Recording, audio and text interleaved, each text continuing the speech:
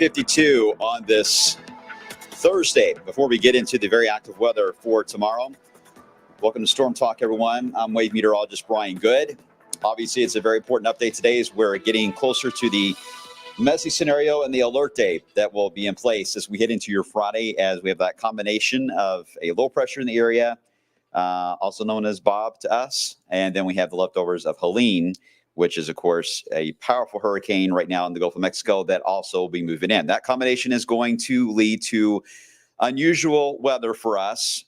This combination that will come into play tomorrow, but it's going to be a very changeable setup in the next 24 to 36 hours. And it's not going to be exactly the same for everyone at the same time within our viewing area. There's going to be different elements, different types of weather you'll be experiencing at different times of day. So I'm going to go through a very detailed look at not only the data that we got on hand now, where we think the data is in the spectrum of truth on the trends in the forecast, compare that to other events, and then give you the overall just expectation as we get into Friday and the weekend of how this will all play out. So as always, you guys are great about giving me a chance to do that before you go crazy with the questions.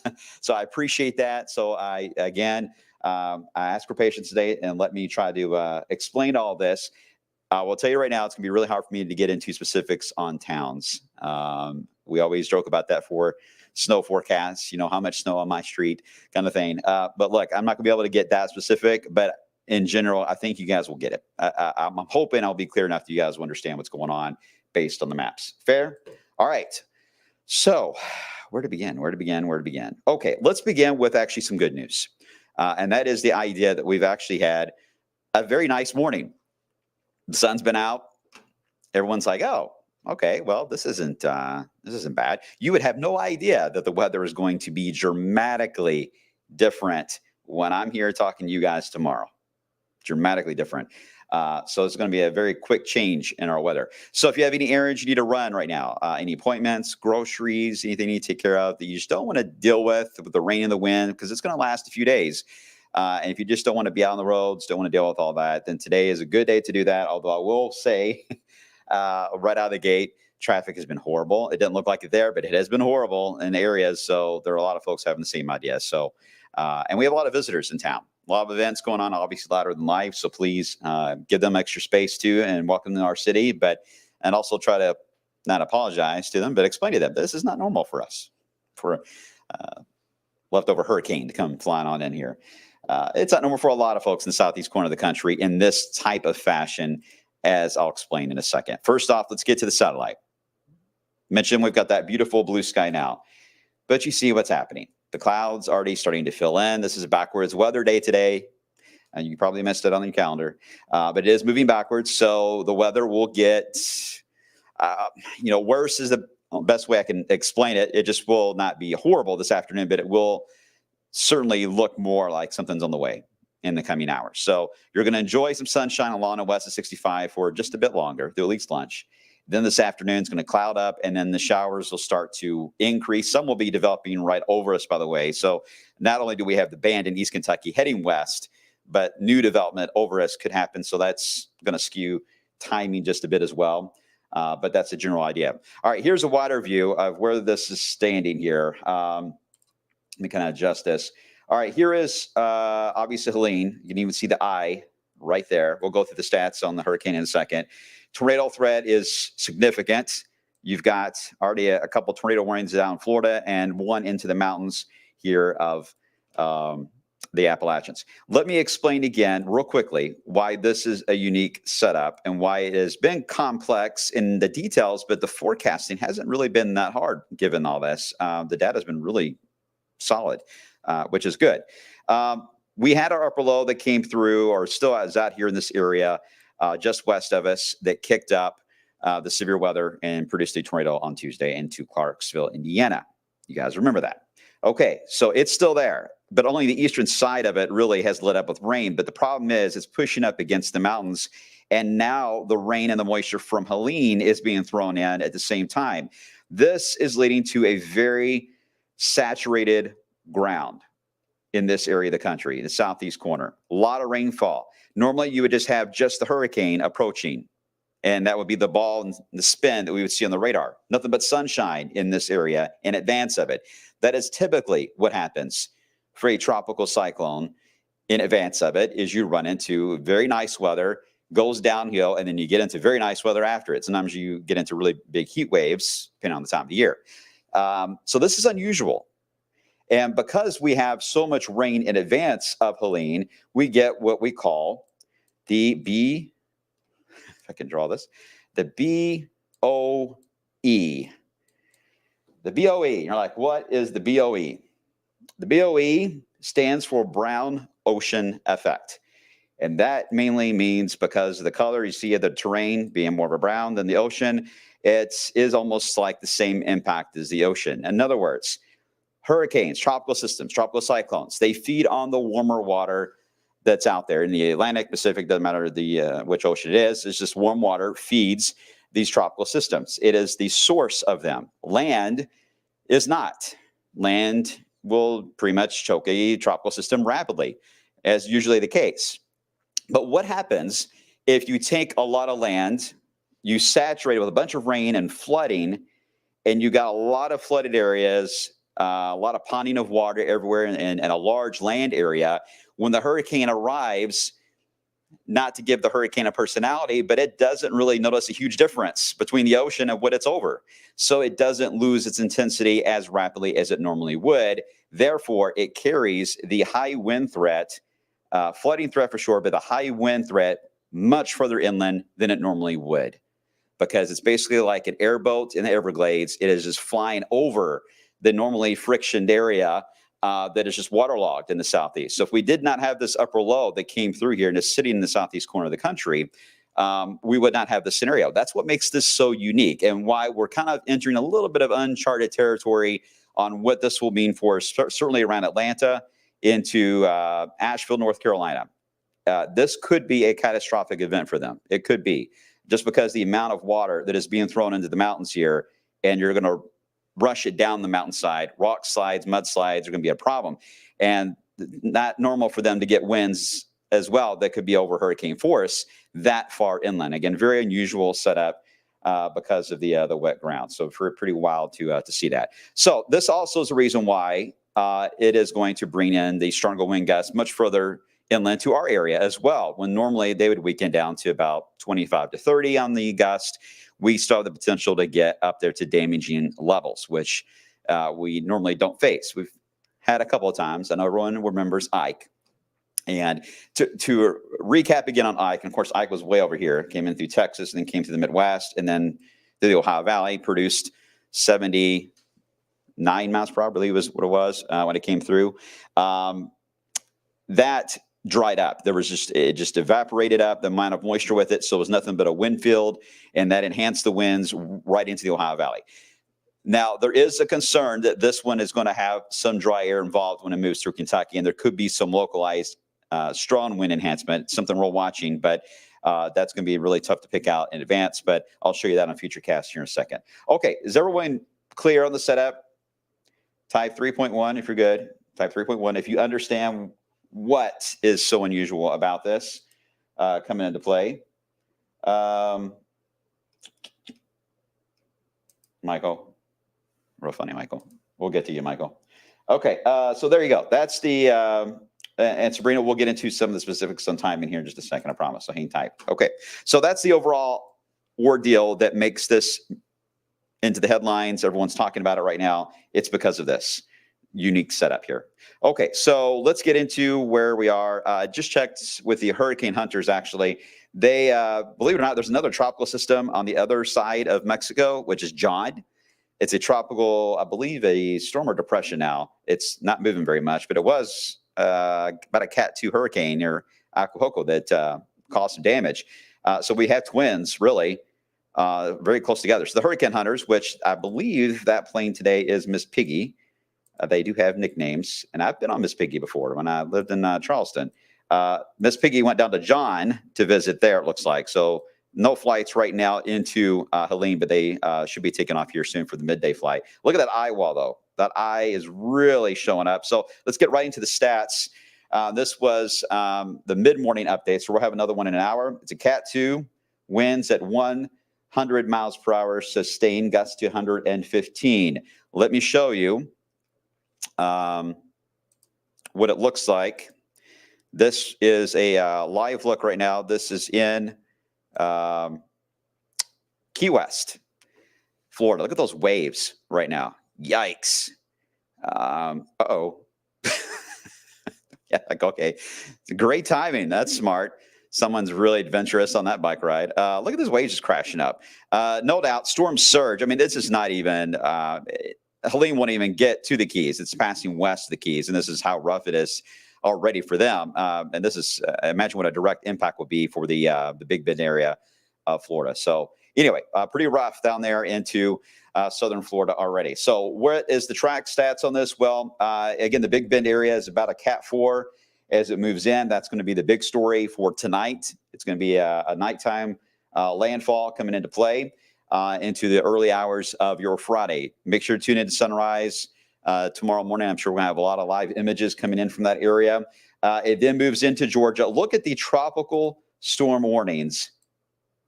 I never thought that those in, say, Asheville, North Carolina, or heading toward near Pigeon Forge, Tennessee, thinking one day you're going to have a tropical storm warning. Very unusual. And look at the hurricane alerts go all the way up to the southern Atlanta metro. So this is going to be big time wind damage for Atlanta. Even the Carolinas, a lot of potential tornado action, at least in phases, will take place in the Carolinas. And then, of course, the mudslides and rock slides. No doubt this area of the country is going to be far worse than what we're going to get. Far worse.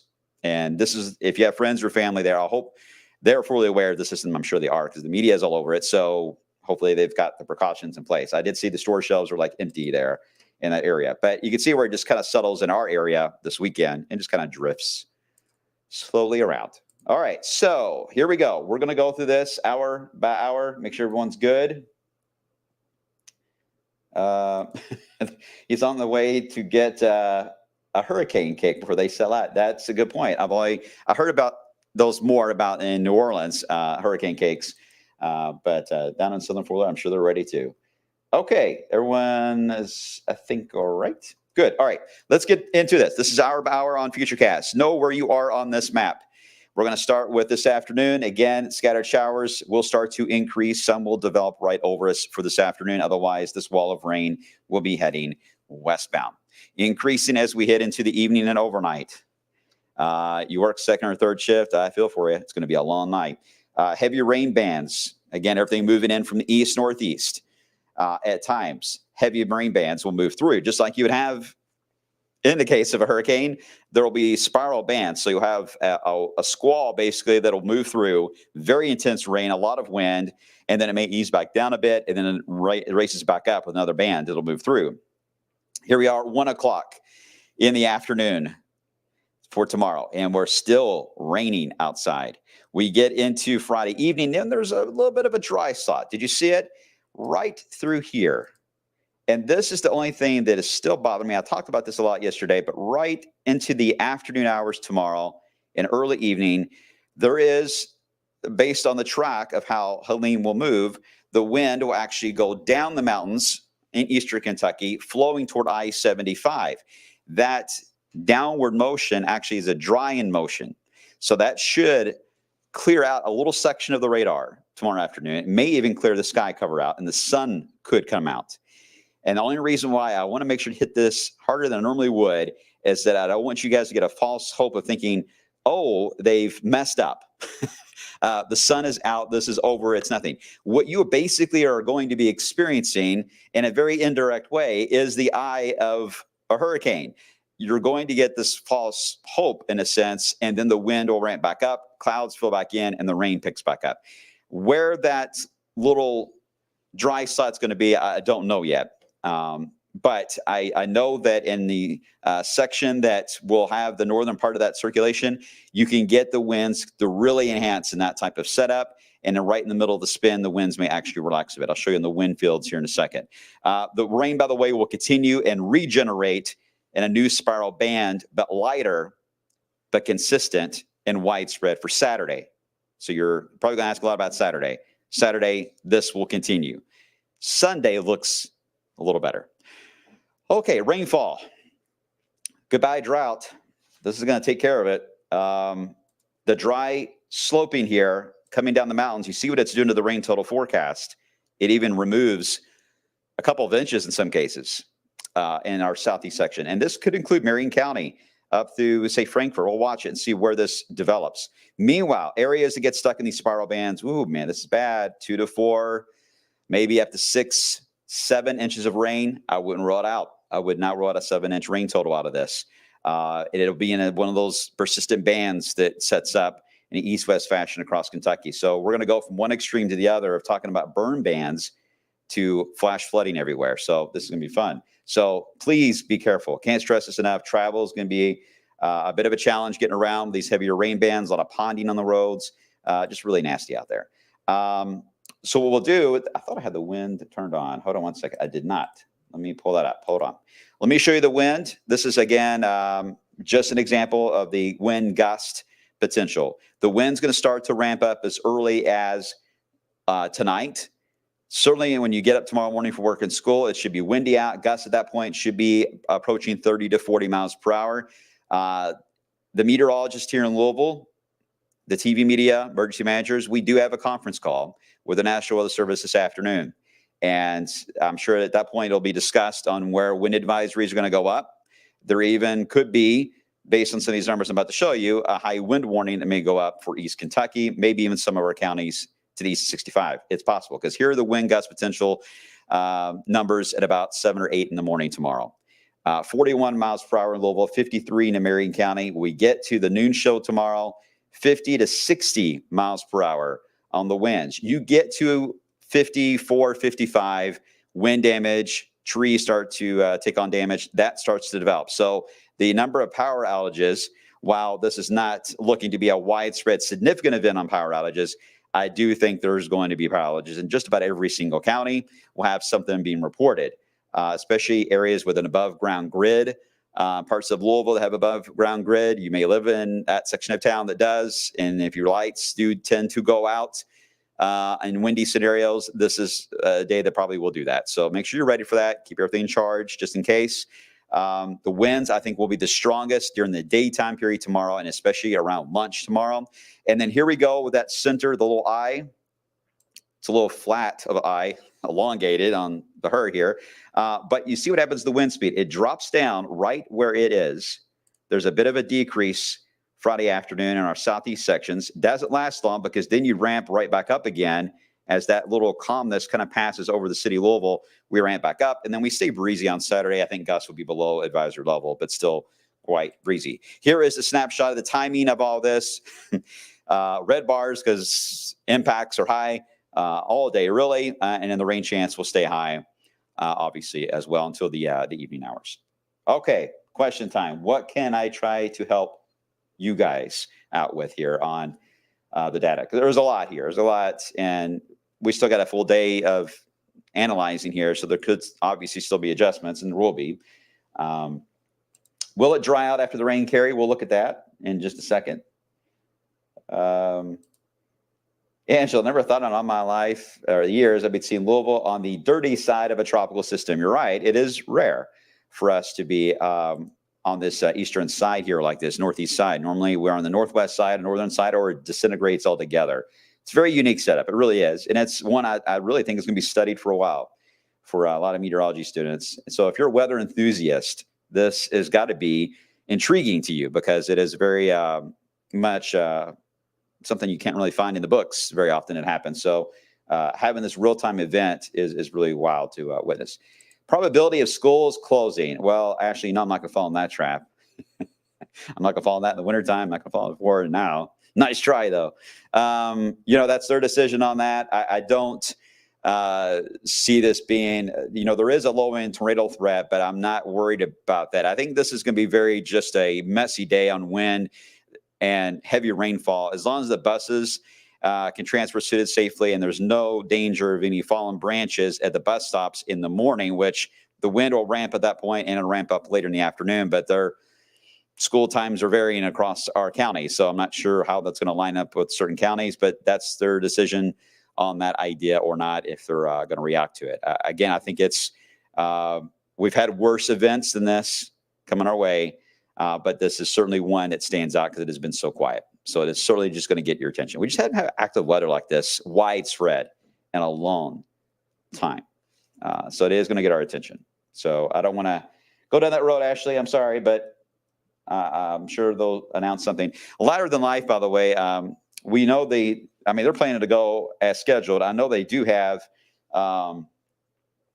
thresholds for the wind speeds based on what they're going to do for this, the crowds and shutting things down. And those thresholds could get met based on their numbers in the forecast. I don't want to give away all their details. I'm not sure what is public or private. We'll have more on our newscast at 11. I just know from the meteorology aspect of it, we're watching it. Oh, no, what is this person doing? What are they doing? Is that really time for a selfie? Oh, my goodness. Okay, well, this is a good example of what not to do. Oh, boy. This is like just watching something painfully slow about that one. I just hope they get out of the way before another wave crashes up. I get it. People got to get that photo in for Instagram. It's the way it goes these days, right? But, hey, I could watch this probably all day, to be honest with you, though. So it's probably not feed something that's a bad habit. Okay. Yeah, so that's how it's trending right now when it comes to anything with the lighter than life setup. We'll let you know, of course, on midday, and they'll have updates on our news side of things. But they do have a plan, so that's what I'm going to make sure to point out. Okay, let me get into the extended real fast. I got to run because I didn't realize the time, and I've got to hurry. The rain will continue on Saturday. It will continue on Sunday. Sunday will be less than Saturday. Monday will be less than Sunday. You see where I'm going with that? It's just a downward trend of it weakening. We do have a cold front moving in Tuesday. It should come through dry, and it's still expected to reset our temperatures for a very pleasant period next week into next weekend.